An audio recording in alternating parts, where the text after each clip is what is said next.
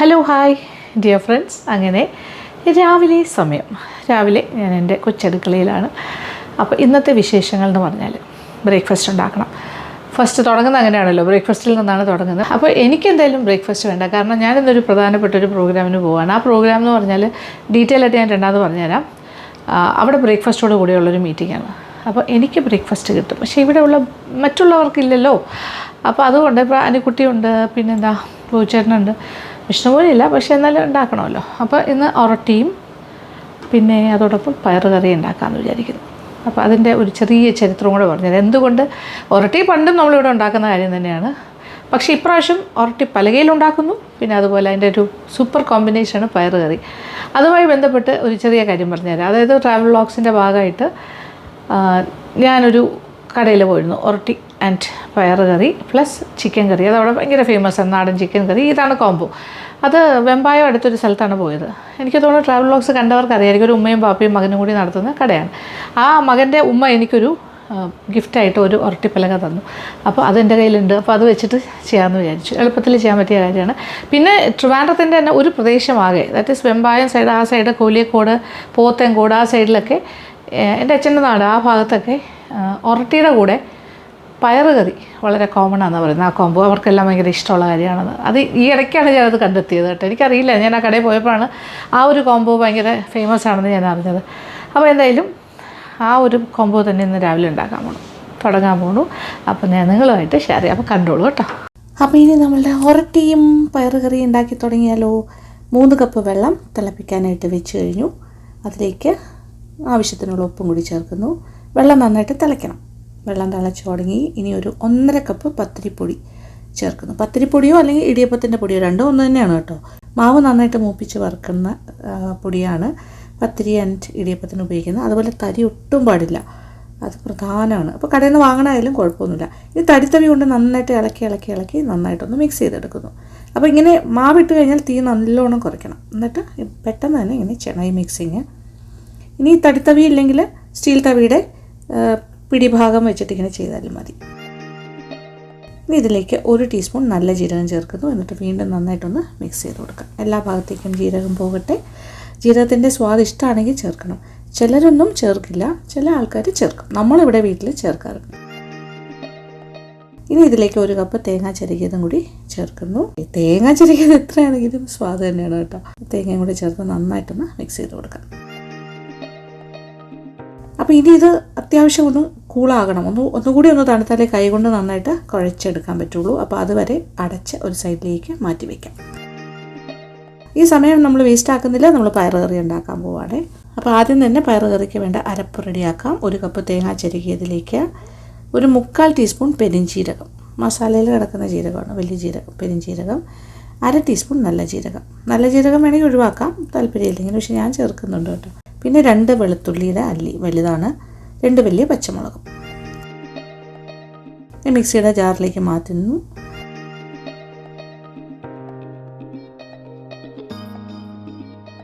കുറച്ച് വെള്ളം കൂടി ഒഴിച്ചിട്ട് ഒരു പേസ്റ്റ് രൂപത്തിൽ അരച്ചെടുക്കും. അരപ്പ് റെഡി. ഇനി പയറ് കഴുകി വൃത്തിയാക്കി റെഡിയാക്കി വെച്ചിട്ടുണ്ട്. കുക്കറിലേക്ക് മാറ്റുന്നു. ഇത് 1.5 കപ്പ് പയറുണ്ട്, 4 കപ്പ് വെള്ളവും. ചെറുപയറാണ്. ഇനി അതിലേക്ക് 1/4 ടീസ്പൂൺ മഞ്ഞൾപ്പൊടിയും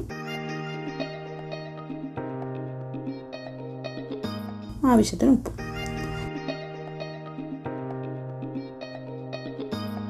കുക്കർ അടച്ചിട്ട് നന്നായിട്ട് വേവിക്കണം. അപ്പോൾ ആദ്യത്തെ ഹൈ ഫ്ലെയിമിൽ 2 വിസിൽ വന്നോട്ടെ. അത് കഴിഞ്ഞ് തീ കുറച്ചിട്ട് ഒരു 3-4 വിസിൽ വരട്ടെ. എന്തായാലും പയർ നല്ല പേസ്റ്റായിട്ട് എന്തായാലും കുഴപ്പമൊന്നുമില്ല, നല്ലതായിട്ട് ഉടച്ചെടുക്കാനുള്ളതാണല്ലോ. അപ്പോൾ പയറിൻ്റെ വേഗൽ സമയം കഴിഞ്ഞു. ഇത് അടപ്പൊക്കെ തുറന്ന് നോക്കിയേ, നന്നായിട്ട് ഉടഞ്ഞു വന്നിട്ടുണ്ട്. തവി കൊണ്ട് ഇങ്ങനെ നമ്മൾ ഉടച്ചു കൊടുത്താൽ മതി. നല്ല പാകത്തിന് വെന്തിരിക്കുമ്പോൾ നന്നായിട്ട് ഉടഞ്ഞു കിട്ടും. ചൂടോടുകൂടി തന്നെ അത് ചെയ്യണം. ഇനി ഇതിലേക്ക് അരച്ച് വെച്ചിരിക്കുന്ന അരപ്പും കൂടി ചേർക്കുന്നു. നന്നായിട്ട് മിക്സ് ചെയ്ത് കൊടുക്കാം. ഇനി ആ ബൗൾ കഴുകി വെള്ളം കുറച്ചൊഴിക്കാം. കുറച്ച് ഉപ്പും കൂടി ചേർക്കുകയാണേ കറിയിലേക്ക്. ഇനി വീണ്ടും കുറച്ച് വെള്ളം വേണം, കുറച്ചുകൂടി ലൂസാകണം. കുറച്ച് വെള്ളം കൂടി ഒഴിക്കുന്നു. നന്നായിട്ട് ഇളക്കാം. നോക്കിയേ, ഇത് കുറച്ച് കുറുകിയല്ലേ ഇരിക്കുന്നത്. അപ്പോൾ ഇച്ചിരി കൂടെ വെള്ളം വേണം. അപ്പോൾ കുറച്ച് വീണ്ടും ഒഴിക്കുന്നു. അപ്പോൾ ഏകദേശം എനിക്ക് തോന്നുന്നു 2-2.5 കപ്പ് വെള്ളത്തോളം ഞാൻ വീണ്ടും ഒഴിച്ച് കൊടുത്തിട്ടുണ്ട്. ഇനി നന്നായിട്ട് ഇതെല്ലാം കൂടി ഒന്ന് ഇളക്കി തീ നന്നായിട്ട് കൊടുക്കാം. ഒന്ന് തിളയ്ക്കട്ടെ. ആ പച്ചച്ചുവയൊക്കെ മാറി നല്ല സെറ്റായി വരും. ഇപ്പോൾ പയറ് കറിയൊക്കെ നന്നായിട്ട് തിളച്ച് കഴിഞ്ഞു. ഒരുപാട് ലൂസും അല്ല ഒരുപാട് ടൈറ്റും അല്ലാത്തൊരു കൺസിസ്റ്റൻസിയാണ് എനിക്ക് വേണ്ടത്. ഇച്ചിരൂടെ ലൂസായിട്ട് വേണമെങ്കിൽ കൂടുതൽ വെള്ളം ഒഴിച്ചുള്ളൂ, കുഴപ്പമില്ല. 200 കുറുകൽ എന്തായാലും ഉണ്ടാകും തിളപ്പിച്ച് വെച്ച് കഴിഞ്ഞാലും. അപ്പോൾ റെഡിയാണ് പയറ് കറി. ഇനി ഒരു താളിക്കൽ എന്ന് പറഞ്ഞാൽ അതാണ് ഇതിൻ്റെ ഒരു ഹൈലൈറ്റ് കേട്ടോ. അത് ആണ് ഇതിന് ഏറ്റവും കൂടുതൽ സ്വാദും മണവും ഒക്കെ കൊടുക്കുന്നത്. ഒരു 2 ടേബിൾ സ്പൂൺ വെളിച്ചെണ്ണ തന്നെ വേണം. എണ്ണ ചൂടായി 1 ടീസ്പൂൺ കടുക് പൊട്ടി തുടങ്ങി. ഇനി കുറച്ച് കൊച്ചുള്ളി നീളത്തിലരിഞ്ഞത് കനം കുറച്ച് ഒരു 6 കൊച്ചുള്ളി എടുത്തിട്ടുണ്ട് ഞാൻ. 5-6 ആയാലും കുഴപ്പമില്ല, വട്ടത്തിനോ നീളത്തിനോ എങ്ങനെ അരിഞ്ഞാലും കുഴപ്പമില്ല. കനം കുറച്ച് നന്നായിട്ടൊന്ന് മൂക്കട്ടെ. ഇതിൻ്റെ ചൂട് കണ്ടോ, എണ്ണ തിളച്ച് മറിയുക. കാര്യം ഈ പാത്രത്തിൽ ആയതുകൊണ്ടേ നല്ലതായിട്ട് ചൂടാകും. മൂത്ത് തുടങ്ങിയിട്ടുണ്ട്. ഇനി കറിവേപ്പില ഇടാം. ധാരാളം കറിവേപ്പില ഉള്ളതുകൊണ്ട് ഞാൻ ഇനി ഇടുന്നു, കൂടുതൽ ഇടുകയാണ്. ഇനി ഒരു 3-4 വറ്റൽമുളക് മുറിച്ചിടാം. അപ്പോൾ എല്ലാം കൂടി ഒന്ന് കിടന്ന് മൂക്കട്ടെ, ഇളക്കി കൊടുക്കാം. ഇനി ഫൈനലായിട്ടൊരു കാര്യം കൂടി ചേർക്കുന്നു. 1 ടേബിൾ സ്പൂൺ ക്രഷ്ഡ് ചില്ലീസ്, നമ്മുടെ മുളക് തരി, വറ്റൽമുളക് തരിതരിപ്പായി പൊടിച്ചത്. ഇനി നന്നായിട്ടൊന്ന് ഇളക്കി മൂപ്പിക്കാം. അപ്പോൾ എല്ലാം കൂടി പാകത്തിന് മൂത്ത് വരുന്നുണ്ട്. നല്ല മണം. ആഹാ, ആ കൊച്ചുള്ളിയൊക്കെ വെളിച്ചെണ്ണയിൽ മൂക്കുമ്പോൾ ഒരു മണം ഉണ്ടല്ലോ, അതുപോലെ ആ വറ്റൽമുളകിൻ്റെ തരിയും എന്താ മണം അറിയാം. ഇനി നേരെ കറിയിലേക്ക് ഒഴിച്ചു കൊടുക്കുക. അപ്പോൾ ചെറിയ തീയിലിട്ടിരിക്കുവാണ് കറി. അതിനകത്തേക്ക് ആ പയറ് കറിയുടെ മേളിലായിട്ട് ഒഴിക്കുന്നു. ഇനി ഒന്ന് ഇളക്കാം. ഇത് നോക്കിയേ, കൺസിസ്റ്റൻസി നോക്കി. കുറച്ച് അത്യാവശ്യം കുറുകലുണ്ട്, ഒരുപാട് ലൂസും അല്ല ഒരുപാട് തിക്കും അല്ല. അങ്ങനെ അടിപൊളി പയറ് കറി ഈസ് റെഡി.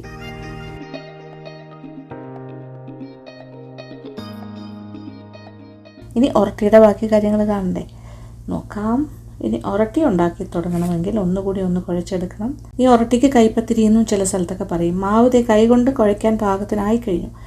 ചെറിയൊരു ചൂടേ ഉള്ളൂ. നന്നായിട്ട് കുഴച്ചെടുത്തിട്ടുണ്ട് ഞാൻ. ഇതിലേക്ക് 1 ടേബിൾ സ്പൂൺ വെളിച്ചെണ്ണയും കൂടി ഒഴിക്കുന്നു. ഇത് നിർബന്ധമില്ല, ഞാൻ ഒഴിക്കാറുണ്ട്. കാര്യം എന്നിട്ട് ഒന്നുകൂടി ഒന്ന് കുഴയ്ക്കും. കാര്യം ഇത് കുറച്ചുകൂടി സ്വാദ് തരും എന്നാണ് എനിക്ക് തോന്നിയിട്ടുള്ളത്. പക്ഷേ ഓപ്ഷണലാണ് കേട്ടോ, വേണമെങ്കിൽ മതി. ഇനി ഈ കുഴച്ച മാവ് നോക്കിയേ, ഒരു കളിമണ്ണ് പോലെയുണ്ട്. ഇങ്ങനെ ഏത് സൈസിലോ ഷേപ്പിലോ വേണമെങ്കിൽ നമുക്കിങ്ങനെ ഉരുട്ടിയെടുക്കാം. അപ്പോൾ ഇനി ഒന്നുമില്ല, ഇനി പലകയിൽ തുണിയിട്ടിട്ട് പരത്തിയെടുക്കുന്നു, അത്രേ ഉള്ളൂ. ഇത് നോക്കിയേ, ഇതാണ് തടിയുടെ പലക. ഈ ഉരട്ടി പലക എനിക്ക് ഗിഫ്റ്റ് കിട്ടിയതാണെന്ന് ഞാൻ പറഞ്ഞില്ലേ. ആ ഉരട്ടിക്കടയിൽ പോയപ്പോൾ അവിടുത്തെ ഉമ്മ തന്നാണ്. നല്ല രസമുണ്ടല്ലേ. ഇത് ഇവിടെ ശരിക്കും എൻ്റെ അമ്മയുടെയിലുണ്ടായിരുന്നു കേട്ടോ ഉരട്ടി പലക. എങ്ങനെയോ എനിക്ക് നഷ്ടമായതാണ്. അപ്പോൾ എനിക്കിപ്പോൾ ഒരെണ്ണം കിട്ടിയതിൻ്റെ സന്തോഷത്തിലാണ്. ഇതിൻ്റെ മുകളിലായിട്ട് തുണി നനച്ച് ഇടാം. നനച്ച് പിഴിഞ്ഞ് ഇടുന്നു. ഓക്കെ, അതായത് ഒരു മൽമൽ തുണി, കനം കുറഞ്ഞ തുണി അത്ര തന്നെ. അപ്പോൾ ഈ ഒരു ഷേപ്പിൽ തന്നെ നമുക്ക് കിട്ടും. അതിൻ്റെ മുകളിലായിട്ട് ഒരു ഉരുള വെച്ച് കൊടുക്കുന്നു. എന്നിട്ട് ഈ കൈവെള്ള കൊണ്ട് ഇങ്ങനെ തട്ടി പരത്തിയാൽ മതി.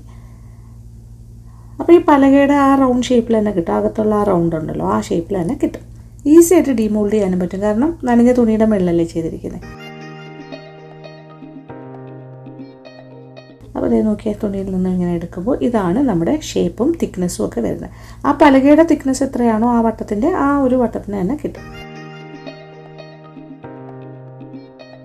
ഇനി ഒരു പ്ലേറ്റിലേക്ക് മാറ്റട്ടെ. ഇനി രണ്ടാമത്തതും ഇതേ മെത്തേഡിൽ രണ്ടാമത്തെ ഉരുളയും ഞാൻ വെക്കുന്നു. തുണിയുടെ മുകളിലായിട്ട് ഇനി കൈ കൊണ്ട് ഇതുപോലെ തന്നെ കൈവെള്ളം വെച്ചിട്ട് തട്ടി പരത്തുന്നു. അപ്പോൾ ഒരു പക്ഷേ കയ്യിൽ ആ മാവ് ഒട്ടുന്നു എന്ന് വല്ലതും തോന്നുകയാണെങ്കിൽ കൈ ജസ്റ്റ് ഒന്ന് വെള്ളത്തിൽ നനച്ചിട്ട് വീണ്ടും ചെയ്താൽ മതി, കറക്റ്റായിട്ട് കിട്ടും. അങ്ങനെ രണ്ടാമത്തെ ഉരട്ടിയും പരത്തി കഴിഞ്ഞു, തട്ടിയെടുത്തു. ഇനി ആ ഫസ്റ്റ് ഉരട്ടിയുടെ സൈഡിലായിട്ട് പ്ലേറ്റിൽ വയ്ക്കുന്നു. തമ്മിൽ ഒട്ടുമൊന്നുമില്ല, ഒരു കുഴപ്പമില്ല, അത് അവിടെ ഇരിക്കും, കുഴപ്പമില്ല. ഇനിയുള്ളതും നമുക്കിതുപോലെ പരത്തി അവിടെ വയ്ക്കാം. അപ്പോൾ ഇത് കുറച്ച് ഉരട്ടി പരത്തി വെച്ചിട്ട് ഉണ്ടാക്കി തുടങ്ങുന്നതായിരിക്കും നല്ലത്. അപ്പോൾ ചൂടായി കിടക്കുന്ന ദോശക്കല്ലിലേക്ക് ആദ്യത്തെ ഉരട്ടി ഇട്ട് കൊടുക്കാം. അപ്പോൾ എണ്ണ തടവിയിട്ടുണ്ട് ഞാനിതിൽ. അപ്പോൾ ഈ ദോശക്കല്ലിൽ തന്നെയാണ് ഉരട്ടിയും ഇവിടെ ചെയ്യുന്നത്. ഒരു സൈഡ് പാകത്തിന് മൂത്തു, ഇനി തിരിച്ചിടാം. അപ്പോൾ ഇപ്പുറത്തെ സൈഡും അതേ കളറാകുമ്പോൾ നമുക്ക് എടുക്കാം. അപ്പോൾ മറു സൈഡും അതേ കളറായി കഴിഞ്ഞു. ഇനി എടുത്ത് മാറ്റാം, പ്ലേറ്റിലേക്ക് മാറ്റാം. ഇവിടെ വീട്ടിൽ നമ്മൾ ഇടയ്ക്കിടയ്ക്ക് ഉണ്ടാക്കുന്ന ഒരു പലഹാരമാണ്. ആഴ്ചയിൽ ഒരു ദിവസമെങ്കിലും ഉരട്ടി ഉണ്ടാക്കാറുണ്ട്. ഇനി അടുത്ത ഉറട്ടിയും ഇതേപോലെ തന്നെ ചുട്ടെടുക്കാം. കല്ലിൽ ഇച്ചിരി എണ്ണ തടവുന്നു. ഇനി അടുത്ത ഉറട്ടി വയ്ക്കുന്നു. Same method. ഒരു സൈഡ് മൂക്കുമ്പോൾ ഇതുപോലെ തിരിച്ചിടുന്നു. മറു സൈഡ് മൂത്ത് കഴിഞ്ഞു. തിരിച്ചും മറിച്ചിട്ട് നോക്കുമ്പോൾ രണ്ട് സൈഡ് ഒരുപോലത്തെ കളർ വന്നില്ലേ? ഓക്കെയാണ്. ഇതാണ് റെഡി. അപ്പോൾ ഇനി പ്ലേറ്റിലേക്ക് മാറ്റാം. അപ്പോൾ ഇങ്ങനെ ചുട്ടെടുക്കുമ്പോൾ ചൂടോടുകൂടി കഴിക്കുകയാണെങ്കിൽ പുറം ഭാഗം നല്ല ക്രിസ്പി ആയിരിക്കും കേട്ടോ, അകത്ത് നല്ല സോഫ്റ്റ് ആയിരിക്കും. പക്ഷേ ഒന്ന് തണുത്ത് കഴിയുമ്പോൾ എല്ലാ ഭാഗവും ഒരുപോലെ സോഫ്റ്റായിട്ട് കിട്ടുകയും ചെയ്യും.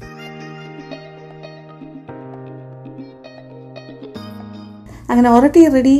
അതോടൊപ്പം നമ്മുടെ സ്വാദിഷ്ടമായ പയറുകറി റെഡിയായി കഴിഞ്ഞു. അടിപൊളിയല്ലേ? എന്തെളുപ്പമല്ലേ?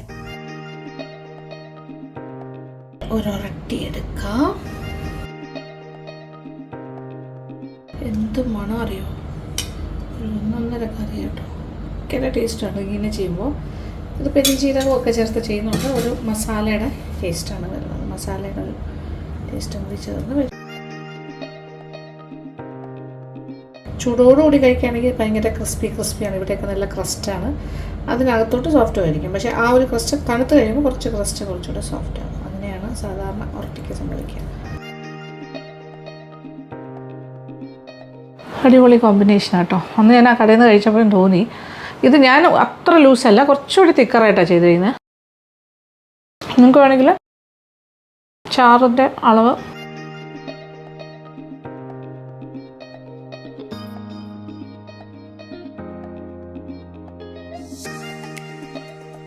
ഞാൻ ആദ്യം കഴിക്കുന്നില്ല, എനിക്ക് ബ്രേക്ക്ഫാസ്റ്റ് കഴിക്കാൻ പോകാനുള്ളതാണ്. അതുകൊണ്ട്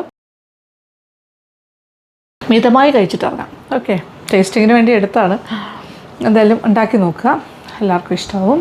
നിങ്ങൾക്ക് ഉണ്ടാക്കാൻ പറ്റിയൊരു കോമ്പിനേഷനാണ് കേട്ടോ. ഇറച്ചിയൊന്നും എല്ലാ പ്രാവശ്യവും വേണമെന്നില്ലല്ലോ. ഇങ്ങനെയും ചെയ്ത് നോക്കൂ, നല്ലൊരു കോംബോയാണ്. ഓക്കെ, അപ്പോൾ കമൻറ്റ് ബോക്സിലേക്ക് വരാൻ മറക്കണ്ട. അപ്പോൾ ഞാൻ പോയി ഡ്രസ്സ് ചെയ്യട്ടെ. പോകുന്ന വഴിക്ക് വിശേഷങ്ങളെല്ലാം പറഞ്ഞുതരാം. എന്തൊക്കെയാണ്, എവിടെയാണ് ഞാൻ പോകുന്നത്, അത്തരം കാര്യങ്ങൾ. ഓക്കെ. അങ്ങനെ രാവിലത്തെ കലാപരിപാടികളൊക്കെ കഴിഞ്ഞ് പെട്ടെന്ന് തന്നെ കുളിച്ച് റെഡിയായി ഞാൻ ഇറങ്ങിക്കഴിഞ്ഞു. 8:30 മണിക്ക് തന്നെ എത്തണം. അതായത് എടപ്പഴിഞ്ഞിയിലെ RDR ഹാളിലാണ് ഈ ഫംഗ്ഷൻ നടക്കുന്നത്.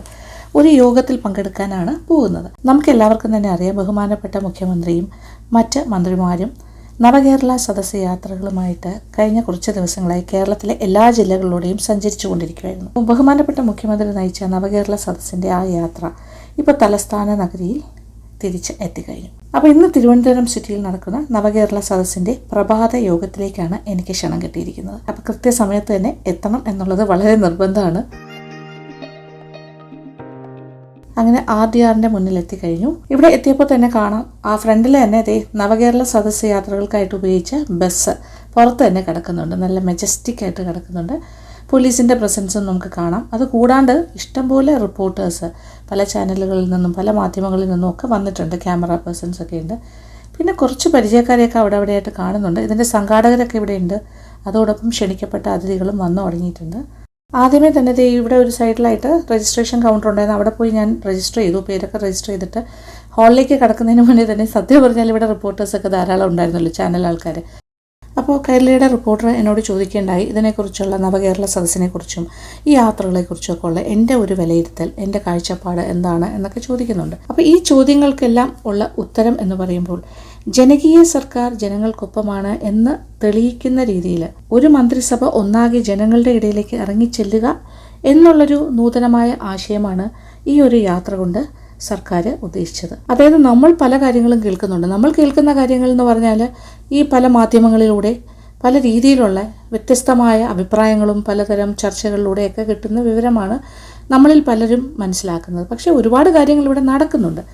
അതായത് സർക്കാർ ചെയ്യുന്ന നല്ല പ്രവർത്തനങ്ങൾ, ചെയ്യുന്ന വികസന പ്രവർത്തനങ്ങൾ ജനങ്ങളിലേക്ക് നേരിട്ടെത്തിക്കുക, അതുപോലെ സർക്കാരും ജനങ്ങളും തമ്മിലുള്ള അകലം കുറയ്ക്കുക, അങ്ങനെയുള്ള കുറേ കാര്യങ്ങൾ ഈ നവകേരള യാത്രയുടെ ലക്ഷ്യത്തിൽ വരുന്നുണ്ട്. അതുപോലെ തന്നെ ജനങ്ങളുടെ പരാതികൾ നേരിട്ട് കേൾക്കാനും ഏകദേശം 2.5 വർഷക്കാലത്തെ ഭരണം പിന്നിടുന്ന സർക്കാർ ഇനി എങ്ങനെയാണ് മുന്നോട്ട് പോകേണ്ടത്, ഏതൊക്കെ ഏരിയാസാണ് ഇനിയും കവർ ചെയ്യാനുള്ളത്, എന്തൊക്കെയാണ് പുതിയതായി ചെയ്യേണ്ട കാര്യങ്ങൾ എന്നുള്ള കാര്യങ്ങളെക്കുറിച്ചൊക്കെ ജനങ്ങളുമായി നേരിട്ട് ആശയ സംവേദനം നടത്തുക. എന്നിട്ട് ജനങ്ങളിൽ നിന്ന് തന്നെ ആശയങ്ങൾ എടുക്കുക. എന്നിട്ട് ആ ആശയങ്ങളെയും ഉൾക്കൊള്ളിച്ചുകൊണ്ട് ഇനിയുള്ള മുന്നോട്ടുള്ള പ്രവർത്തനങ്ങൾ ഏകോപിപ്പിച്ചുകൊണ്ട് പോവുക. ഇത്തരം നല്ല ഒരു ഉദ്ദേശശുദ്ധിയോടുകൂടി തന്നെയാണ് ഈ നവകേരള സദസ്സിൻ്റെ യാത്ര നടത്തിയിരിക്കുന്നത്. അങ്ങനെ എല്ലാ ജില്ലകളിലും നടക്കുന്ന ഈ പ്രഭാത യോഗങ്ങളിൽ സാധാരണയായിട്ട് ഇപ്പോൾ നടന്നുകൊണ്ടിരിക്കുന്നത് സമൂഹത്തിൻ്റെ എല്ലാ മേഖലകളിൽ നിന്നും ആളുകളെ തിരഞ്ഞെടുത്തിട്ട് അവരെ ക്ഷണിക്കുകയും അവർ ഈ പ്രഭാത യോഗത്തിൽ പങ്കെടുത്ത് നേരിട്ട് മുഖ്യമന്ത്രിയോട് കാര്യങ്ങൾ അവതരിപ്പിക്കാനും അഭിപ്രായങ്ങൾ പറയാനുമുള്ള ഒരു വേദിയായി മാറുന്നു ഇങ്ങനെയുള്ള പ്രഭാത യോഗങ്ങൾ. അപ്പോൾ ഇതൊരു നല്ലൊരു ആശയവും നല്ലൊരു കോൺസെപ്റ്റുമായിട്ടാണ് എനിക്ക് തോന്നിയത്.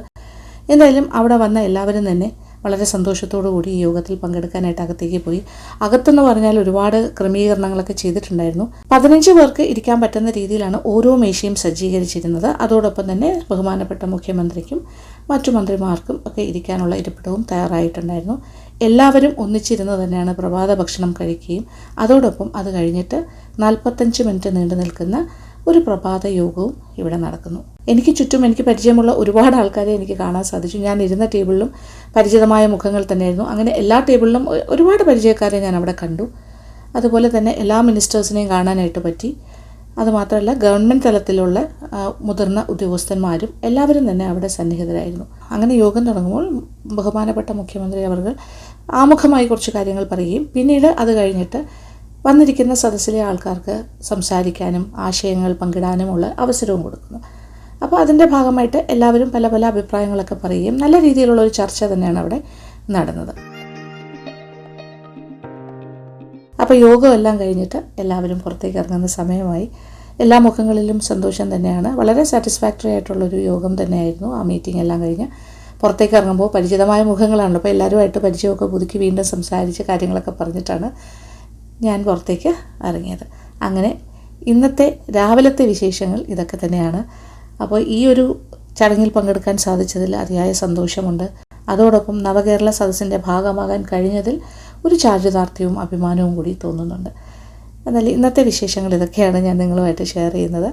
അപ്പോൾ ഈ വീഡിയോ ഇഷ്ടപ്പെട്ടു എന്ന് തന്നെ വിചാരിക്കട്ടെ. അപ്പോൾ ഇനി തിരിച്ച് വീട്ടിലേക്ക് പോകുന്ന സമയമാണ്. അപ്പോൾ സന്തോഷം. Thank you so much. Thank you for watching and keep on watching Lakshmi Nair vlogs. Love you all.